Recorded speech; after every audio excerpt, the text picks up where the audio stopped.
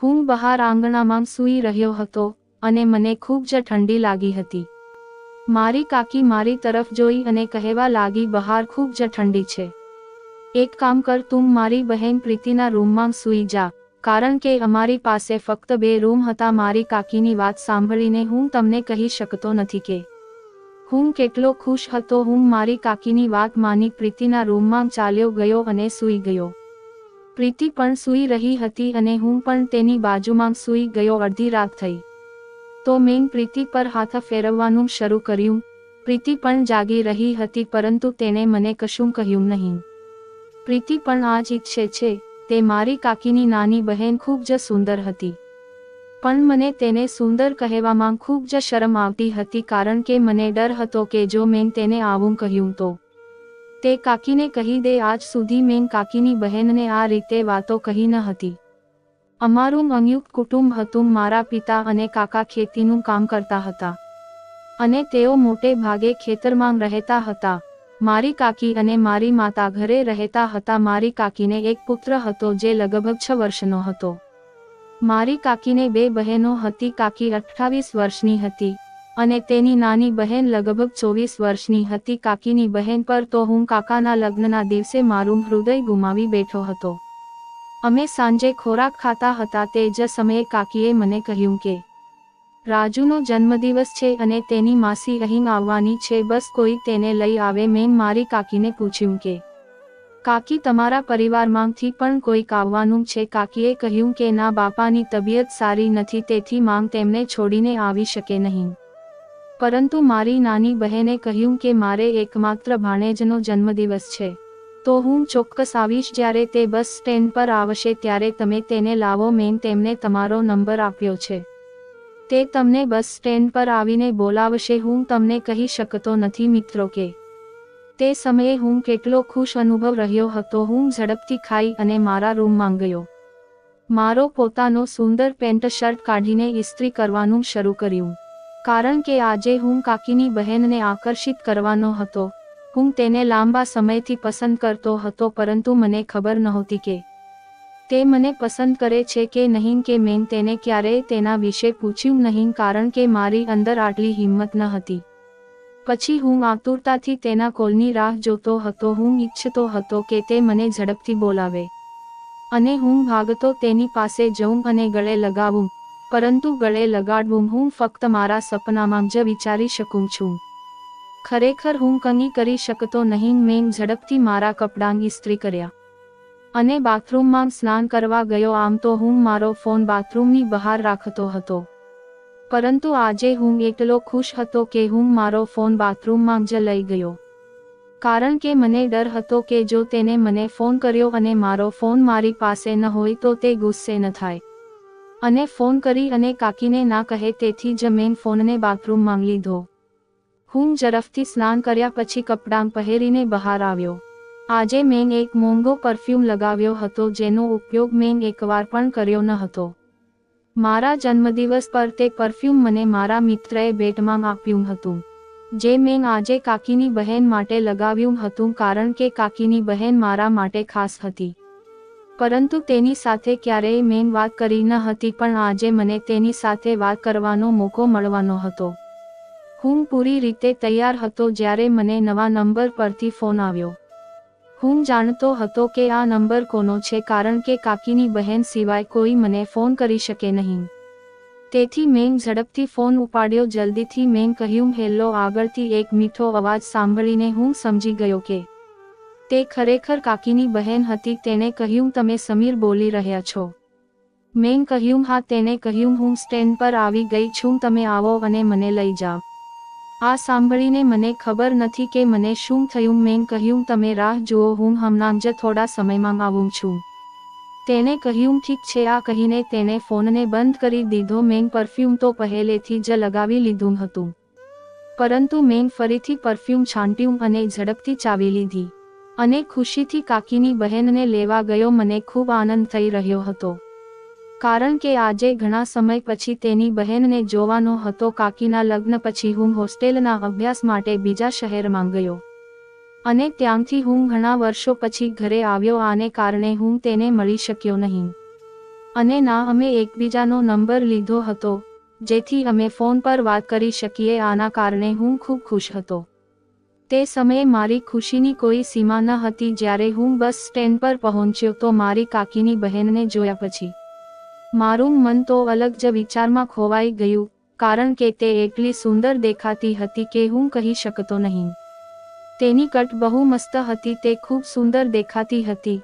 તેની કમર એકદમ પતલી હતી. તેણે લાલ ડ્રેસ પહેર્યો હતો, જેમાં તે આગ લાગી રહી હતી. તેને તો મારા હોશ ઉડાવી દીધા હતા. હું તેની તરફ જોતો રહ્યો. તે દૂધથી પણ સફેદ હતી. મેં ક્યારેય આટલી સુંદર છોકરી જોઈ ન હતી. હું તેની પાસે ગયો અને તેની બેગ પકડી અને તેને બાઇક પર બેસવાનું કહ્યું. મેં તેનો સામાન મારી સામે મૂક્યો અને થોડો પાછળ ખસ્યો, અને તે મારી પાછળ બેઠી. હું જાણી જોઈને વારંવાર બ્રેક લગાવી રહ્યો હતો, જેથી તે મને સ્પર્શ કરે, કારણ કે હું તેને સ્પર્શ કરી શકતો ન હતો. હું તેને બાઇકના કાચમાંથી જોઈ રહ્યો હતો. કદાચ તેને પણ આ જોયું હતું. જ્યારે હું તેને લાવવા ખૂબ જ ઝડપથી ગયો હતો, પરંતુ હવે હું બાઇકને એટલી ધીરે ધીરે ચલાવી રહ્યો હતો કે જો કોઈ મારી સાથે ચાલીને આવ્યું હોત તો તે પહેલા પહોંચી ગયું હોત. તેને પણ આ અનુભવ્યું અને આખરે તેણે મને કહ્યું કે આથી તો હું ચાલીને જાત. મેં મજાકમાં કહ્યું, હું પ્રથમ વખત ડ્રાઇવિંગ કરું છું, તેથી હું થોડો ડરી રહ્યો છું.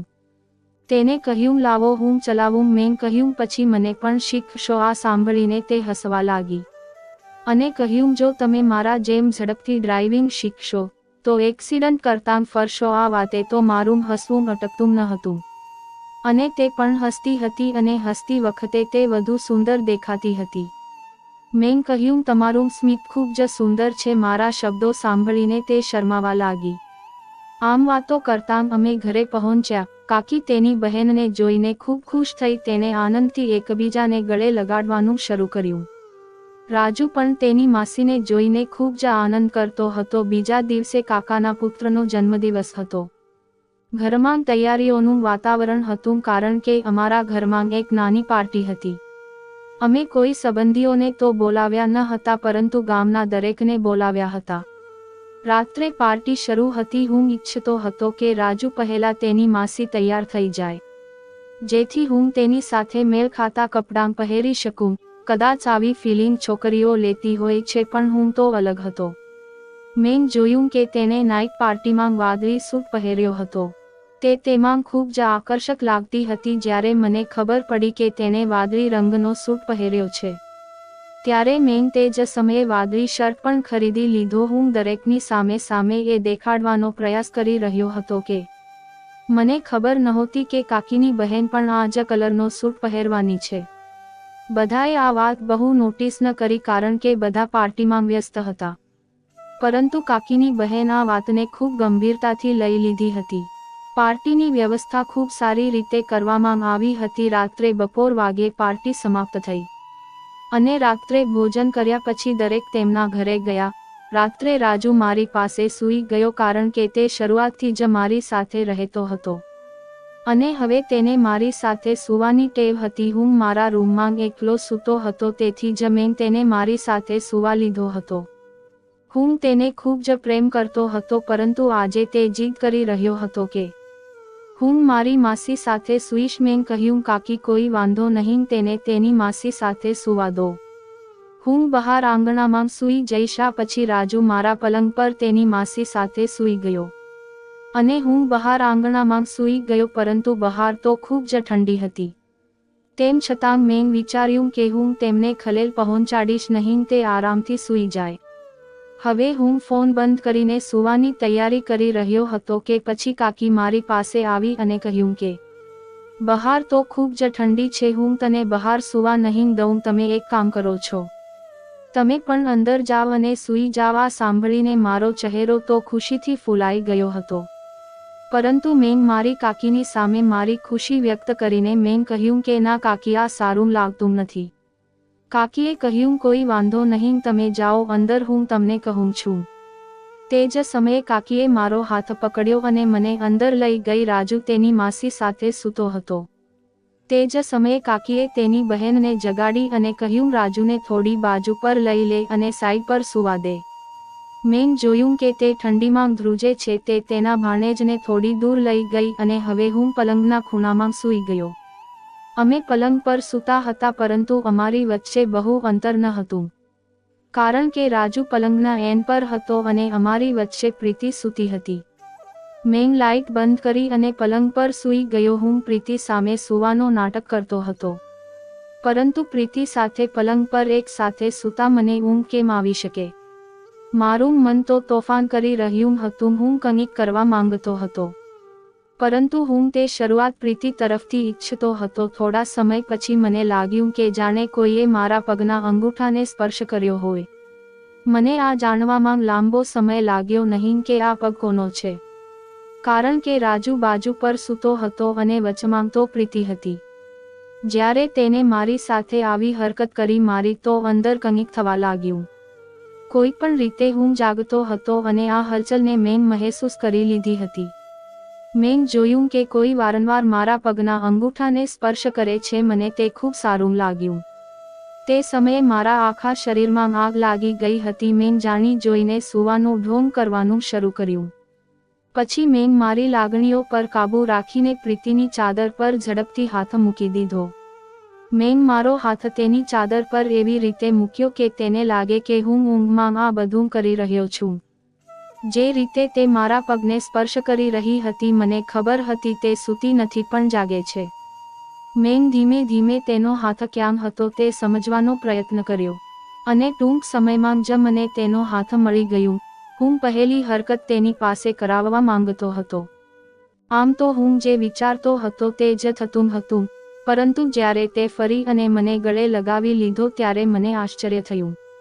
જ્યારે તેને મને ગળે લગાડ્યો મારું આખું શરીર ધ્રુજવા લાગ્યું. હું કહી શકતો નથી કે તે સમયે મેં મારી લાગણીઓને કેવી રીતે નિયંત્રિત કરી. આમ તો હું પણ એક છોકરો હતો. પરંતુ મારે મારી લાગણીઓને નિયંત્રણમાં રાખવી પડે તેમ હતી. કદાચ હવે તે પણ તેની લાગણીઓને કાબૂમાં કરી શકતી ન હતી. અને તે એવી હરકત કરી બેઠી જેના કારણે મેં પણ હોશ ગુમાવી દીધા. મને ખૂબ જ ખુશી મળી રહી હતી અને પ્રીતિ પણ ખૂબ ખુશ હતી. અમે આખી રાત સાથે સૂતા રહ્યા. બીજા દિવસે તેને તેના ઘરે જવું હતું. એક અઠવાડિયા પછી તે તેના ઘરે ચાલી ગઈ. અમારા જીવનમાં તે એક અઠવાડિયાને ભૂલી શકતો નથી કારણ કે આ અઠવાડિયે તેને મને ખૂબ આનંદ આપ્યો. જે હું ક્યારેય ભૂલી શકતો નથી. જે દિવસે મને નોકરી મળી તે દિવસે હું ખૂબ જ ખુશ હતો. કારણ કે હું મારી કાકીની બહેન સાથે લગ્ન વિશે વાત કરવા વિશે વિચારતો હતો. એક દિવસ મેં મારી કાકીને કહ્યું, કાકી હું તમારી બહેનને ખૂબ જ પ્રેમ કરું છું અને તેની સાથે લગ્ન કરવા માંગુ છું. મારી કાકીને આ અંગે કોઈ વાંધો ન હતો કારણ કે મને સારી નોકરી મળી ગઈ હતી અને મારો પગાર પણ ખૂબ સારો હતો. કાકીએ તેના ઘરે વાત કરી અને તે પણ માની ગયા. હવે 1 મહિના પછી અમારા લગ્ન છે. અમે બંને ખૂબ ખુશ છીએ અને હવે અમે વધુ મજા કરીએ છીએ. મિત્રો, આશા છે કે તમને આ વાર્તા ગમી હશે. તો વિડીયોને લાઈક કરો અને ચેનલને સબસ્ક્રાઇબ કરો. આભાર.